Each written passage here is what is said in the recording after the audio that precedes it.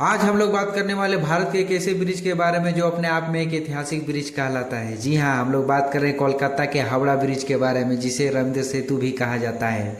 और यह ब्रिज कोलकाता और हावड़ा को जोड़ने वाला एक महत्वपूर्ण कड़ी है। यह ब्रिज हुगली नदी पर बना है और 1943 में बनकर तैयार हुआ था। यह एक कैंटिलीवर ब्रिज है, जिसका मतलब यह है कि बिना किसी मध्यवर्ती खंभे के केवल अपने किनारों पर टिका हुआ है। हावड़ा ब्रिज के निर्माण की कहानी 1871 में शुरू होती है, जब हावड़ा ब्रिज अधिनियम पारित किया गया।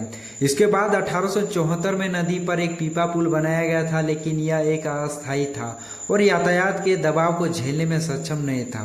1922 में न्यू हावड़ा ब्रिज कमीशन का गठन किया गया और एक नया मजबूत पुल बनाने का फैसला किया गया। जर्मनी की एक कंपनी ने सबसे कम कीमत पर पुल बनाने का ठेका जीता, लेकिन प्रथम विश्व युद्ध के बाद जर्मनी और ग्रेट ब्रिटेन के बीच तनावपूर्ण संबंधों के कारण यह ठेका British company Braithwaite Burn and Jessop construction company को दिया गया। पुल के निर्माण में 26,500 टन स्टील का इस्तेमाल किया गया था, जिसमें से 23,500 टन टाटा स्टील द्वारा आपूर्ति किया गया था। पुल का निर्माण 1942 में हुआ और 3 फरवरी 1943 को इसे जनता के लिए खोल दिया गया।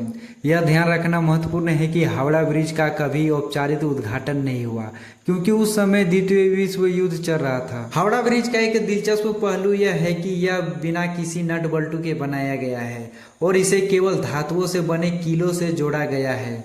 यह पुल 705 मीटर लंबा और 21.6 मीटर चौड़ा है और पानी की सतह से लगभग 5.8 मीटर ऊपर है। हावड़ा ब्रिज कोलकाता और हावड़ा के बीच एक महत्वपूर्ण कड़ी है और यह हर दिन लाखों लोगों और वाहनों को ले जाता है। लेकिन एक अजीब बातें कही जाती है हावड़ा ब्रिज के बारे में कि हावड़ा ब्रिज रात 12 बजे बंद होती है। ऐसा अस्थायी लोगों का कहना है। हावड़ा पुल दोपहर और रात 12 बजे कुछ देर के लिए बंद किया जाता है। यह एक मिथक है जो अस्थायी लोगों के बीच प्रचलित है। वास्तव में पुल को बंद करने का कोई आधारिक कारण नहीं है, ना ही कोई वैज्ञानिक प्रमाण है कि यह 12 बजे गिरेगा।